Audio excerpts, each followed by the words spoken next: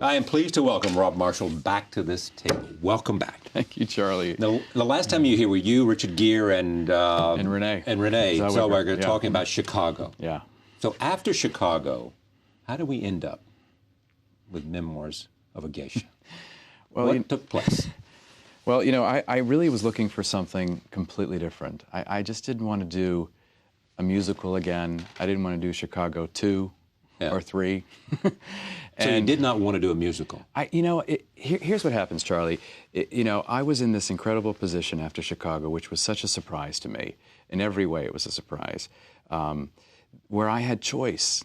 And that never happens in careers, you know? Mm. We know they go like this, but for me, I had this moment where I had the choice. And this incredible phone call came from Lucy Fisher and Doug Wick and Steven Spielberg saying, you know, how about Memoirs of a Geisha? And I thought, yeah, I guess. Wouldn't that be interesting? So I read it again. I had read it, but I read it again. And it jumps off the page. And as a story. As a story. And as a visual. Because visually the world that you enter is so unique, so sensual, so exotic and hidden. And to me, that was the exciting thing about creating an entire world, a subculture. And then, in addition to that, this emotional story about this child, ripped from her family, you know, and surrenders to a way of life where she doesn't have the choice about how she loves. But in an interesting way, even though this is not a musical, you have said, all of a sudden I woke up and I realized I was doing things about women in competition in an entertainment background. I know. It took me a while to realize that. I mean, I was so excited about doing something so completely different, and then somebody said to me, you know, this is still about women rivals in show business. Yeah, exactly. Even though it's in Japan in the 20s and 30s. You've also said that what you like to do in movies or in plays is go re-educate yourself and do something that is, in the doing of it, you'll gain something. Absolutely. Because for me, you know, the director's the first one there and the last one to leave. Yeah. So this was 2 years for me. So what a wonderful way to spend 2 years. And how much of that was just engrossing yourself into the world of Japan and geisha? Huge part of that, because I knew very little, you know. So I took my entire creative team with me, and we all went to Japan and just soaked up everything we could about the culture. We were entertained by geisha, which was extraordinary, because they're still there. Yeah. We saw young Maiko, which is an apprentice geisha, get made up and dressed. Went to a sumo match, went to a kabuki theater. You know, it was all these incredible events, one after the next, and it was like unlocking a door to a whole other world. And I really needed to know so much about it so that I could then depart from that, you know? In other words, this I knew would be an impression of this fable. Yeah. But it wouldn't be a documentary version, but I needed to know the world. After World War II, the perception was that geisha might mean prostitute. Yeah, yeah. And it's not that at all. No. Geisha means almost artist. The word geisha means artist. It does mean artist. Yeah, exactly, artist. So, you know, and what's fascinating is that I think that post-World War II, you saw these GIs with girls who had painted faces and silk kimonos, and they said, I got myself a geisha girl. Yeah. You know, and they weren't. They had nothing to do with geisha. They just wanted to look like them because that was You have to train your life. Tell us what they are, geishas. I mean, what... Gosh, it's the hardest thing. That's the hardest question, because there's nothing you can equate it with in the Western culture. There just isn't. They are works of art, moving works of art, if that makes any sense. Everything about them is a performance. The makeup, the hair, how they dress, the seduction of it, all of that. The artistry, because they train as dancers, as singers, as musicians, in the art of conversation. And they create this fantasy, you know, for men and for the world. But it was a woman-run business, even in the 20s and 30s during the golden era of the geisha. So you see, it was very strong in a way as well.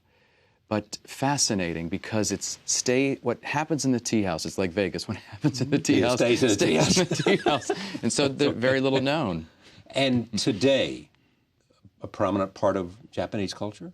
Yes, they're so proud of it. But now, you know, during our movie, during the 20s and 30s, they were really the fashion-forward thinkers. You know, they were the like supermodels of their time, exactly. You know, what are they wearing? Who are they going with? Now they're like the traditional, they study the traditional dance and study the traditional arts. And now it's different because there's a choice you have as a geisha now. I mean, you become a geisha because you want to. You make a decision in high school, like a girl in high school, 16 years old, she says, I want to become a geisha.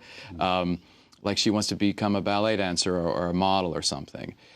During our movie, you know, girls were sold into geisha houses, sold into slavery with no choice. Yeah. So that's what it really explores, that world. You explore that world in this film. Yes. In Chicago, the genius you had in that film, I mean, was to take that play, which you were familiar with. Yes, very well.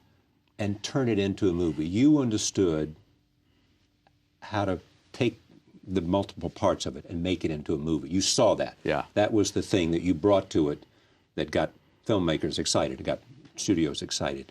Was it some similar kind of process here, or was it easier because it was more of a storytelling process?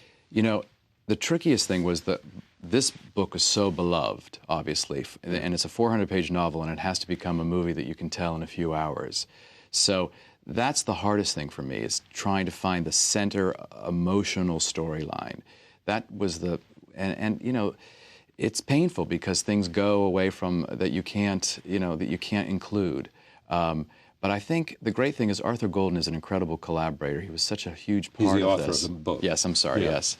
And he was fantastic because he would help us all through it, charting it as we would send him material, and he'd say, what about this, what about that?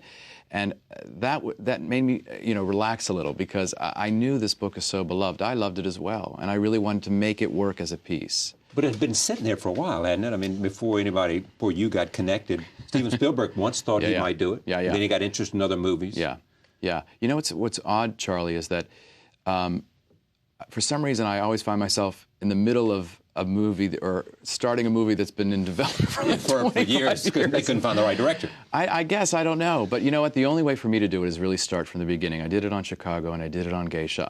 I really sort of discarded the previous drafts because I needed to take the full journey myself. And I brought on a writer, Robin Swycourt, and we started the process of working on this from the book, directly from the book. It was the only way that I can take that journey because, you know, the truth is that's all I have. All I have as a filmmaker is you have your taste and your vision and your sense of the world, you know. The question that became apparent for you is that you wanted Japanese actors and actresses, but you couldn't find what? Well, it was a huge worldwide search because these characters were so demanding and classic, iconic characters. And so your hope, here's the hope that a director has. The hope is that an actor comes in and claims the role and says, this is mine. That's what you want. And that happened with each of these roles.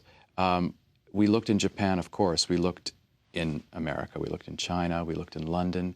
The role of Sayuri, for instance, she had to be a brilliant dancer. She's the survivor. Yes, yes. I mean, obviously a great actor. It's her story. A great actor, a great beauty, but a brilliant dancer because she not only had to dance in the film, but she had to learn how to be a geisha in a few weeks, as opposed to a lifetime, which is how long it really takes. She had to speak English. You know, she had to age from 15 to 35, and she had to have that thing that this character needs, which is that spirit, that sort of that fire inside that keeps her moving forward. We talk a lot about the fact that her eyes are blue and that she's like water and she keeps finding a path even when she meets adversity. So that's a lot to find in one person. And I honestly feel an actor like Ziyi comes along once in a generation.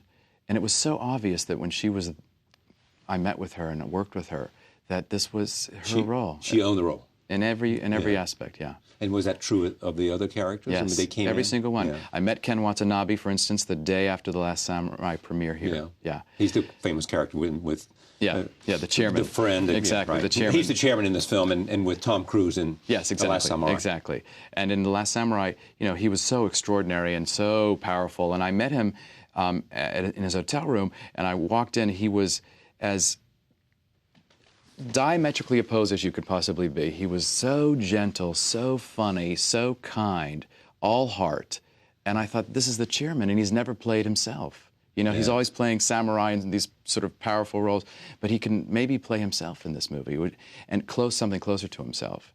And that's what he did. And it's not an easy role to play because it's such a mythic character. It's this, you know, the chairman meets this young girl, Sayuri, as a 9-year-old, and changes her entire life, the course of her life. It's very much like a fable in that way. And so to play something like that is so enormous.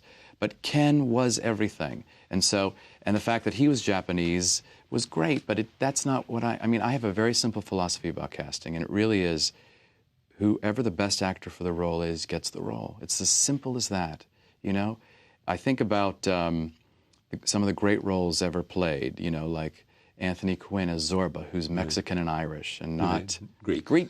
And then there's, you know, Omar Sharif, who's Egyptian-born, and he's not Russian, playing Dr. Zhivago. And it's part of the fabric of filmmaking. Each of them, in some way, has some soul that comes through that defines the character. Exactly. Zorba and Zhivago both. Exactly. The idea of language on the set. You had Japanese, you had Chinese, you had English. Insane. Did you have interpreters running around like crazy, or did everybody speak English? No, you know, that was the challenge. I don't know. I mean, honestly, there was a Mount Everest in front of us every day, because, you know, I was speaking English and working with Japanese actors and Chinese actors, and I was directing them through interpreters. But I knew I had the greatest actors in the world, and so to me, that acting, that talent transcends language, and that's what happened. But you also are a communicator too, even if you're having to speak through an interpreter. Yeah, well, it's interesting. It's funny you say that because I did find myself after a while. I would say something, and they'd say something back to me, and before it was translated to me, I knew what they'd say. Yeah, right. You just know. It's that thing. Yeah. Let's take a look. Here's our first clip from Memoirs of a Geisha. Here it is. Yes. It's all about.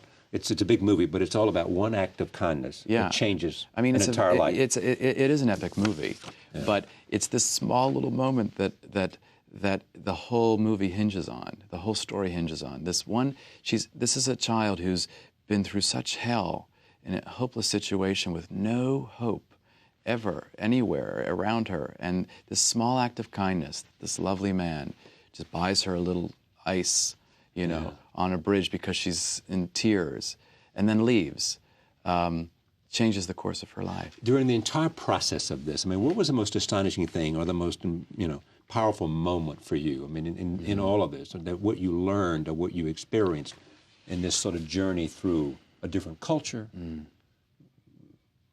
bound by history, tradition, life-changing qualities. You know, it was interesting, Charlie. I knew very little about the geisha world, so the fact that they struggle the way they do and the amount of suffering they go through was extraordinary to me, I have to say. I had no idea that they trained the way they do. I had no idea that they get up at 7 a.m. and they are in class by 7 a.m. This still happens. And they are working all day long, and then they get home and they start putting on the makeup, preparing for the evening, and that's, you know, and then they're at the tea houses, and they go to 10 or 12 a night, and then they are, and they're out till 2 a.m., and then they're back out, and they have a few hours sleep, and it's like a nonstop world. All right, let me show this. This is, I think, interesting. This is a montage of an older Chiyo training to become a geisha. Here it is. We must transform. Did you come away having invested yourself in understanding a culture with a love of Japan? Yes. It felt very much like a kimono in the fact there were so many layers, and every time you peeled away a layer, there was something more to love. It's so fascinating. You can't see it immediately. It's not like that. But you have to understand there's a formality, an elegance to the culture that's not crude, that's not, I don't know, it feels, you feel like you've stepped back into another time. There's no crime. You know, there's very little crime. The people respect each other. It's all about respect and honoring somebody, you know? There's one big dance scene, too. Yeah. Did you choreograph that? No, I actually did not choreograph that. John DeLuca choreographed that. But the great thing for me is John DeLuca is my incredible partner, and so we actually created conceptually the dance together, and then he choreographed it. But it's that, you know, it's nice for me, coming from theater, coming from dance, having a dance in a movie. I feel like, okay, now that's how I've like landed. Yeah. But there's also this. I mean, everybody wonders about this because everybody's talking about this movie and it has Oscar and all that stuff written all over it. And there is the fact that Chicago won Oscars and all that. Yeah. Is there something you think, some link between the kind of training you had, not about movies and film, about dance and theater, that in a sense gives you something that has paid off in making movies? Wow. You asked the greatest question, Charlie. The discipline for me. And it's interesting, as a filmmaker, you know, you still tell story. You know, as a choreographer, as a director of theater, you still tell story. That's the most important thing. Sometimes you'll see a movie and you'll say, I wish somebody would just stop and just tell me the story. Exactly. Sit down and tell me, because that's all we can do. Yeah. Just tell that story. And in addition to that, you know, in theater is all very much, in terms of choreography and direction, especially in musicals, all about transitions and moving from thing to thing and making it fluid. And that's what film is for me too. Transitions are very important to me, and it's I don't like a movie where you're stopping and starting and stopping and starting. It needs to move. You need to push into the next scene. It keeps pushing, so you're moving forward. So you feel, especially this movie, needed a great deal of fluidity. I very much think of this movie as a dance. But that really begs the question as to whether, on the one hand, if you've had dance experience, you maybe make a great director. Yes. Do dancers, therefore, because of the same thing, make good actors? Well, it's interesting. You know, both Michelle Yeoh and Ziyi are major dancers, which I needed very specifically for this. You know, it's not easy. There's not that many great dancers who are great actors. That's exactly what I was thinking as I went through the process of thinking about that question. It doesn't happen. You know why? Because you're watching yourself in a mirror. And the thing you need to do as an actor is not watch yourself and be self-conscious. So it's the hardest thing in the world. So rarely can a dancer even speak, you know, say a line. And yeah, it's not easy. All right, take a look at this. I want to see one more scene here. This is roll tape, and it'll be an extraordinary experience for you. Yeah, yeah. You know, life-altering.